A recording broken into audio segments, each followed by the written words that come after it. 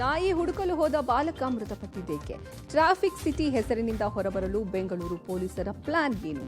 ಗಣರಾಜ್ಯೋತ್ಸವದ ಭಾಷಣಕ್ಕೆ ಒಪ್ಪಿದ ರಾಜ್ಯಪಾಲರು.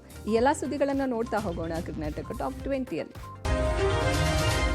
77ನೇ ಗಣರಾಜ್ಯೋತ್ಸವದ ಭಾಷಣಕ್ಕೆ ರಾಜ್ಯಪಾಲರು ಒಪ್ಪಿಗೆ ನೀಡಿದ್ದಾರೆ. ಮೊನ್ನೆಯಷ್ಟೇ ಕೇಂದ್ರದ ವಿರುದ್ಧ ಕಠಿಣ ಪದ ಬಳಕೆಯಿಂದ ಜಂಟಿ ಅಧಿವೇಶನದ ಭಾಷಣವನ್ನು ಓದದೆ ರಾಜ್ಯಪಾಲರು ವಾಪಸ್ಸಾಗಿದ್ರು. ಈ ಹಿನ್ನೆಲೆಯಲ್ಲಿ ಕೇಂದ್ರದ ವಿರುದ್ಧ ಸಂಘರ್ಷಕ್ಕೆ ಇಳಿಯದೆ ಸರ್ಕಾರ ಮೃದು ಧೋರಣೆಯನ್ನು ಅನುಸರಿಸಿದೆ. ಯಾವುದೇ ಕಠಿಣ ಪದಗಳನ್ನು ಭಾಷಣದಲ್ಲಿ ಸರ್ಕಾರ ಸೇರಿಸದೇ ಇರುವುದರಿಂದ ಸರ್ಕಾರದ ಭಾಷಣಕ್ಕೆ ರಾಜ್ಯಪಾಲರು ಒಪ್ಪಿಗೆ ಸೂಚಿಸಿರುವುದಾಗಿ ಲೋಕಭವನ ಮಾಹಿತಿ ಕೊಟ್ಟಿದೆ. ಇನ್ನು ಗಣರಾಜ್ಯೋತ್ಸವದ ಆಚರಣೆಗೆ ಎಲ್ಲಾ ಸಿದ್ಧತೆಗಳಾಗಿದೆ. ಜನವರಿ 26ರಂದು ರಾಜ್ಯಪಾಲರು ಬೆಳಗ್ಗೆ 9 ಗಂಟೆಗೆ ರಾಷ್ಟ್ರ ಧ್ವಜಾರೋಹಣವನ್ನು ಮಾಡಲಿದ್ದಾರೆ. ಬಳಿಕ ರಾಜ್ಯಪಾಲರು ತೆರೆದ ಜೀಪಿನಲ್ಲಿ ಪರೇಡ್ ವೀಕ್ಷಣೆಯನ್ನ ಮತ್ತು ಗೌರವ ರಕ್ಷೆ ಸ್ವೀಕಾರ ಮಾಡಿ ಜನತೆಗೆ ಸಂದೇಶವನ್ನು ರವಾನಿಸಲಿದ್ದಾರೆ. ಮುಂಜಾಗ್ರತೆಯಾಗಿ ಪೊಲೀಸರು ಬಿಗಿ ಬಂದೋಬಸ್ತ್ ಅನ್ನು ಕೈಗೊಂಡಿದ್ದಾರೆ.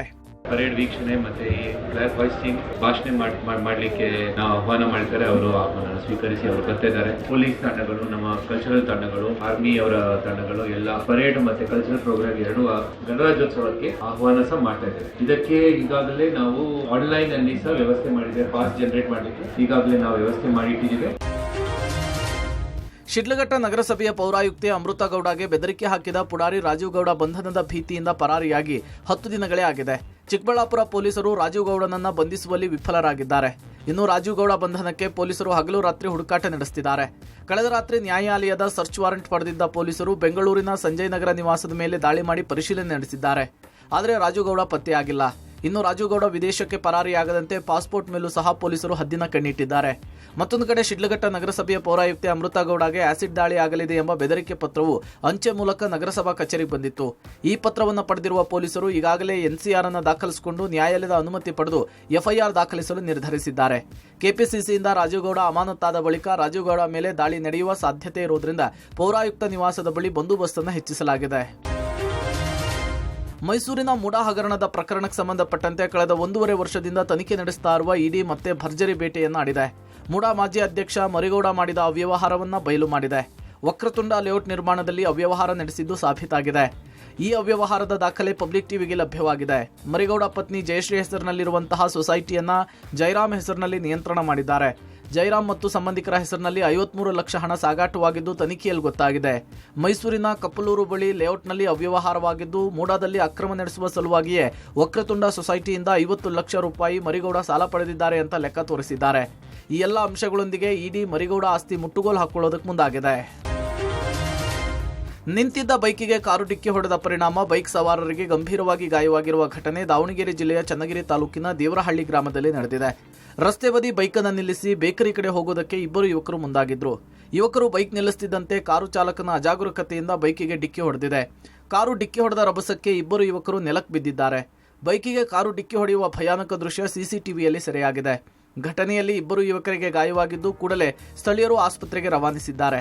ಆದರೆ ಕಾರು ಮಾಲೀಕ ಹಾಗೂ ಬೈಕ್ ಸವಾರರ ಗುರುತು ಪತ್ತೆಯಾಗಿಲ್ಲ. ಈ ಸಂಬಂಧ ಚನ್ನಗಿರಿ ಪೊಲೀಸ್ ಠಾಣೆಯಲ್ಲಿ ಪ್ರಕರಣ ದಾಖಲಾಗಿದೆ. ಜಮ್ಮು ಕಾಶ್ಮೀರ, ಹಿಮಾಚಲ ಪ್ರದೇಶದಲ್ಲಿ ನಿರಂತರ ಹಿಮಪಾತವಾಗ್ತಾ ಇದೆ. ಜಮ್ಮು ಕಾಶ್ಮೀರದಲ್ಲಿ ಹಿಮಪಾತ ಹೆಚ್ಚಾಗಿದ್ದು ಶ್ರೀನಗರದ ವಿಮಾನ ನಿಲ್ದಾಣದಲ್ಲಿ ಹಿಮ ತೆರವು ಕಾರ್ಯಾಚರಣೆ ನಡೀತಾ ಇದೆ. ಎಪ್ರಾನ್ ಮತ್ತು ಟ್ಯಾಕ್ಸಿ ವೇಗಳಲ್ಲಿನ ಹಿಮ ತೆರವು ಮಾಡಿ ವಿಮಾನಗಳ ಹಾರಾಟಕ್ಕೆ ಅನುವು ಮಾಡಿಕೊಡಲಾಗಿದೆ. ಶೀಘ್ರದಲ್ಲಿಯೇ ವಾಣಿಜ್ಯ ಬಳಕೆಗೆ ವಿಮಾನ ನಿಲ್ದಾಣ ಮುಕ್ತವಾಗುವ ನಿರೀಕ್ಷೆ ಇದೆ. ಇನ್ನು ಹಿಮಾಚಲ ಪ್ರದೇಶದಲ್ಲೂ ಕೂಡ ಭಾರಿ ಪ್ರಮಾಣದಲ್ಲಿ ಹಿಮಪಾತವಾಗಿದ್ದು ಹಿಮಪಾತದಿಂದಾಗಿ 600ಕ್ಕೂ ಹೆಚ್ಚು ಪ್ರವಾಸಿಗರು ಸಿಲುಕಿಕೊಂಡಿದ್ದಾರೆ. ಮನಾಲಿಯಲ್ಲಿ ತಾಪಮಾನವು 0ಕ್ಕಿಂತ ಕಡಿಮೆಯಾಗಿದ್ದು ಅನೇಕರು ಆಹಾರ, ನೀರು, ಕಂಬಳಿ ಇಲ್ಲದೆ ತಮ್ಮ ವಾಹನಗಳ ಒಳಗೆ ಇಡೀ ರಾತ್ರಿ ಕಳೆದಿದ್ದಾರೆ. ಹಿಮದಿಂದ ರಸ್ತೆಗಳು ಸಂಪರ್ಕ ಕಡಿತವಾಗಿದೆ. ಬಸ್ಸುಗಳು, ಟ್ಯಾಕ್ಸಿಗಳು ಮತ್ತು ಪ್ರವಾಸಿ ವಾಹನಗಳು ರಸ್ತೆಯಲ್ಲಿ ಸಿಲುಕಿಕೊಂಡು ಪರದಾಡುವಂತಾಗಿತ್ತು. ಚಿರತೆ ದಾಳಿಯಿಂದಾಗಿ ಓರ್ವ ಮಾದೇಶ್ವರನ ಭಕ್ತ ಸಾವನ್ನಪ್ಪಿದ ಘಟನೆಯ ನಡುವೆಯೂ ಮಲೆಮಹದೇಶ್ವರ ಬೆಟ್ಟಕ್ಕೆ ಭಕ್ತರು ಪಾದಯಾತ್ರೆ ಹೊರಟಿದ್ದಾರೆ. ಮಂಡ್ಯ ಮೂಲದ ಯಾತ್ರಿಕರು ಇವತ್ತು ಪಾದಯಾತ್ರೆಯನ್ನು ಮುಂದುವರೆಸಿದ್ದು ನಾವೆಲ್ಲ ಗುಂಪು ಗುಂಪಾಗಿ ಪಾದಯಾತ್ರೆ ಹೋಗ್ತೀವಿ ಅಂತ ತಿಳಿಸಿದ್ದಾರೆ.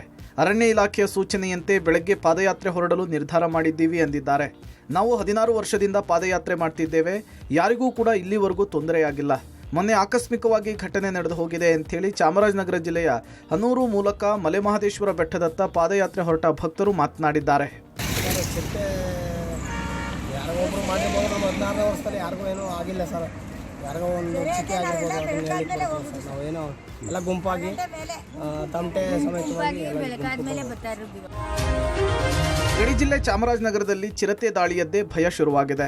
2 ದಿನಗಳ ಅಂತರದಲ್ಲಿ ಚಿರತೆ ದಾಳಿಗೆ 3 ಕರು ಬಲಿಯಾಗಿದೆ. ಚಾಮರಾಜನಗರ ತಾಲೂಕಿನ ದೊಡ್ಡಕೆರೆ ಸಮೀಪದ ರೈತರ ಜಮೀನುಗಳಲ್ಲಿ ಘಟನೆ ನಡೆದಿದೆ. ದೊಡ್ಡಕೆರೆ ಬಳಿಯ ಕೃಷಿ ಜಮೀನಿನಲ್ಲಿ ರಾಮಸಮುದ್ರದ ನಾಗರಾಜು, ಕರಿನಂಜಪುರದ ಮಹದೇವಗೌಡ, ಕುಳ್ಳ ಎಂಬುವರಿಗೆ ಸೇರಿದಂತಹ ಕರುಗಳು ಚಿರತೆ ದಾಳಿಗೆ ಬಲಿಯಾಗಿವೆ. ಜಮೀನಿನಲ್ಲಿ ರೈತರು ಕೃಷಿಯಲ್ಲಿ ತೊಡಗಿದ್ದಾಗ ಕೊಟ್ಟಿಗೆಗೆ ನುಗ್ಗಿದ ಚಿರತೆ 2 ದಿನಗಳ ಅಂತರದಲ್ಲಿ 3 ಕರುಗಳನ್ನು ಕೊಂದು ಹಾಕಿದೆ. ಕೂಡಲೇ ಬೋನನ್ನು ಅಳವಡಿಸುವಂತೆ ರೈತರು ಆಗ್ರಹಿಸಿದ್ದಾರೆ. ವಿಷಯ ತಿಳಿದ ಬಿಆರ್ಟಿ ಅರಣ್ಯ ಇಲಾಖೆ ಸಿಬ್ಬಂದಿಗಳು ಸ್ಥಳಕ್ಕೆ ಭೇಟಿ ಕೊಟ್ಟು ಪರಿಶೀಲನೆಯನ್ನು ನಡೆಸಿ ಬೋನ್ ಅಳವಡಿಸುವ ಹಾಗೂ ಸೂಕ್ತ ಪರಿಹಾರದ ಭರವಸೆ ಕೊಟ್ಟಿದ್ದಾರೆ.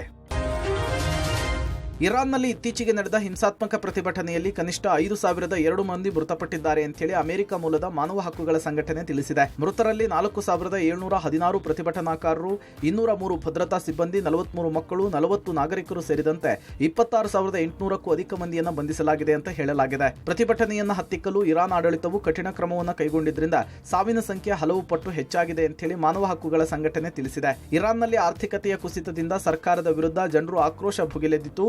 ಜನವರಿ 8ರಿಂದ ಹಲವು ದಿನ ಜನರು ಬೀದಿಗಿಳಿದು ಪ್ರತಿಭಟನೆ ಮಾಡಿದ್ರು. ಈ ನಡುವೆ ಅಮೆರಿಕ ಸೇನೆಯು ತನ್ನ ಯುದ್ಧ ನೌಕೆಯನ್ನ ಪಶ್ಚಿಮ ಏಷ್ಯಾ ಕಡೆಗೆ ಕಳುಹಿಸ್ತಾ ಇದೆ. ಈ ನಡುವೆ ಅಮೆರಿಕಾಗೆ ತಿರುಗೇಟನ್ನು ನೀಡಿರುವ ಇರಾನ್, ಟೆಹರಾನ್ ಮೇಲಿನ ಯಾವುದೇ ದಾಳಿಯನ್ನು ಸಂಪೂರ್ಣ ಯುದ್ಧ ಅಂತ ಪರಿಗಣಿಸುತ್ತೇವೆ, ಯುದ್ಧ ನೌಕೆಗಳನ್ನು ಹಿಮ್ಮೆಟ್ಟಿಸಲು ಎಲ್ಲಾ ಅಸ್ತ್ರಗಳನ್ನು ಬಳಸುತ್ತೇವೆ ಅಂತ ಹೇಳಿ ಟ್ರಂಪ್ಗೆ ಎಚ್ಚರಿಕೆ ಕೊಟ್ಟಿದೆ.